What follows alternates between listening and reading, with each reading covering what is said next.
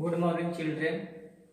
आज हम लोग फिर से क्लास 8 के physics force and pressure chapter में प्रेशर के बारे में पढ़ेंगे।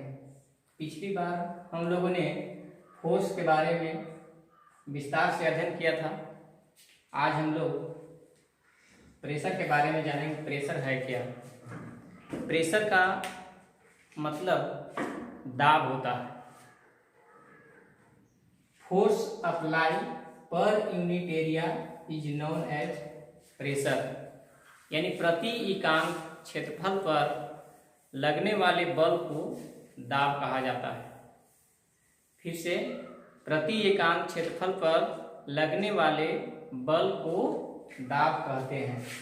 दाब जो होता है वह सॉलिड, लिक्विड और गैस तीनों अवस्थाओं में लगता है, कार्य करता है, और यह जो डिपेंड करता है वस्तुओं के सतह पर, यानी pressure depend on contact surface. Pressure जो होता है वह वस्तुओं के सतह पर डिपेंड करता है।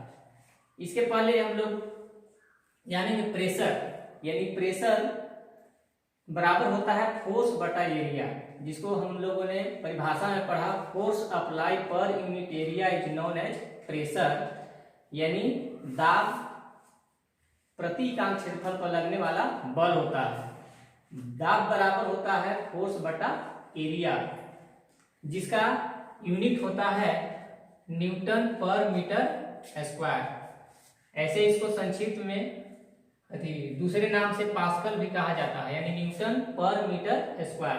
जैसे यहाँ पर फॉर्मूला लिखा हुआ है प्रेशर बराबर फोर्स बटा एरिया, जहाँ फोर्स का यूनिट होता है न्यूटन और एरिया का यूनिट होता है मीटर स्क्वायर। इस तरह से प्रेशर का ऐसा यूनिट हो गया न्यूटन पर मीटर स्क्वायर, या दूसरा हम इसे बोलते हैं दूसरे भाषा में, दूसरे रूप में पास्कल कहते हैं, और पास्कल को हम संक्षिप्त रूप में PA से सूचित करते हैं, जो इसका संकेत होता है। अब यहाँ पढ़ रहे थे कि प्रेशर जो होता है वस्तु के कॉन्टेक्ट सतह पर निर्भर करता है, सरफेस पर निर्भर करता है। मान लिया जाए कि एक जो है से एक पटरा है, और इस पटरे पर जो है से एक कील को रखा जाता है, तो देखा जाता है कि कील का जो अगला भाग होता है वह काफी क्या होता है, नुकीला होता है, और नुकीला होने के कारण और ऊपर वाला ऊपरी भाग जो होता है उसका एरिया क्या होता है, अधिक होता है।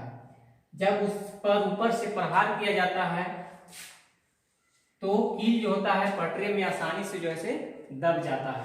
यानी इसका कारण होता है कि जो पटरा है और कील का जो नोक है, दोनों का कॉन्टेक्ट सरफेस बिल्कुल क्या होता है, कम होता है, जिसके कारण पटरे में कील जो होता है आसानी से दब जाता है। या कोई कील को हम दीवार में लगाते हैं तो उस पर जब कील पर प्रहार करते हैं तो जो फोर्स उस पर अप्लाई होता है और कील आसानी से जो होता है दीवार में दब जाता है। इसका कारण होता है कि दीवार और कील के बीच जो कॉन्टेक्ट सरफेस होता है वह बिल्कुल ही कम होता है। यानी इससे हम समझ सकते हैं कि जितना ही कॉन्टेक्ट सरफेस कम होगा उतना ही दाब अधिक होगा, जितना ही कॉन्टेक्ट सरफेस ज्यादा होगा उतना ही दाब कम होता है। जैसे इसी के आधार पर बताया जाता है, प्रेशर के हिसाब से पढ़ना है। जैसे वाहनों का जो टायर होता है चौड़ा बनाया जाता है। इसका कारण है कि वाहन का जो टायर है उसका कांटेक्ट सड़क से होता है और उसका सरफेस यानी कांटेक्ट सरफेस अधिक होता है, जिसके कारण दाब कम होता है और आसानी से जो है गाड़ी चलती है। इसी तरह से प्रेशर जो होता है सॉलिड, लिक्विड और गैस तीनों अवस्थाओं में कार्य करता है। जी लिक्विड के लिए हम लोग पढ़ते हैं, जैसे एक जो है से पाइप है, उस पाइप में हम जो होते हैं निचली एक छोर पर जो है से बैलून हम डालते हैं, बांध देते हैं, और बैलून बांधने के बाद ऊपर से जो पाइप में हम क्या करते हैं, पानी को डालते हैं। तो देखा जाता है कि पानी ऊपर से क्या करता है, बैलून में दबाव डालता है, जिसके कारण बैलून का आकार जो होता है चेंज हो जाता है, बड़ा हो जाता है। तो इस तरह से लिक्विड भी जो होते हैं वे दबाव डालते हैं। इसके अलावा दूसरा एग्जाम्पल है, जैसे एक बर्तन है, उस बर्तन में हम जो है से कुछ जगहों पर होल करते हैं। तो होल करने के बाद जैसे एक होल यहाँ पर कर दिया, दूसरा होल जो है से यहाँ पर कर दिया, तीसरा होल यहाँ पर कर दिया। अब इसमें देखा जाता है कि जो पानी है, पानी जो होता है प्रेशर के साथ बाहर निकलता है। यानी हम देखते हैं कि जितना ही दबाव यानी प्रेशर अधिक रहता है, उसका जो पानी का रफ्तार होता है निकलने का, वह जो है ज्यादा होता है। इस तरह से ये जो होता है पानी उसमें से बर्तन से बाहर निकलता है, जो दबाव पर निर्भर करता है। जितना ही कम दाब है उससे जो होता है पानी का बहाव का प्रेशर जो होता है कम होता है, और जहां अधिक जो है दबाव है वहां पर अधिक तेजी के साथ पानी जो है बाहर निकलता है। अब इसी प्रकार से गैस में भी प्रेशर कार्य करता है। गैस प्रेशर, जैसे एयर टायरों के वाहनों में एयर को भरा जाता है, जिसके कारण एयर जो होते हैं, एयर के कारण टायर जो होते हैं टाइट हो जाते हैं, और बैलून में भी एयर को भर करके उसको फुलाया जाता है, जो एयर प्रेशर के कारण ही होता है, जो गैस का एग्जाम्पल है। अब इसके बाद हम लोग एटमॉस्फेयर के बारे में पढ़ेंगे। एटमॉस्फेयर जिसको हम कहते हैं वायुमंडल, हवा का आवरण है।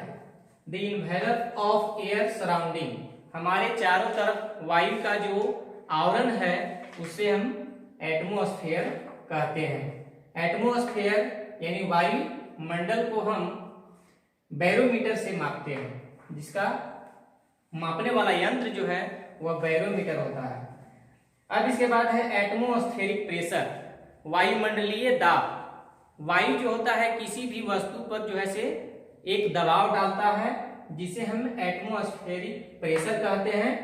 The pressure exerted by air, यानी हवा के द्वारा किसी वस्तु पर लगाया गया दाब को एटमॉस्फेरिक प्रेशर के नाम से जाना जाता है। ये चैप्टर यानी फोर्स एंड प्रेशर कंप्लीट होता है। इसके बाद आप लोग को इसका जो क्वेश्चन आंसर है उसे आपको बना करके रखना है। स्कूल खुलने के बाद आपको उसे चेक किया जाएगा। Thank you.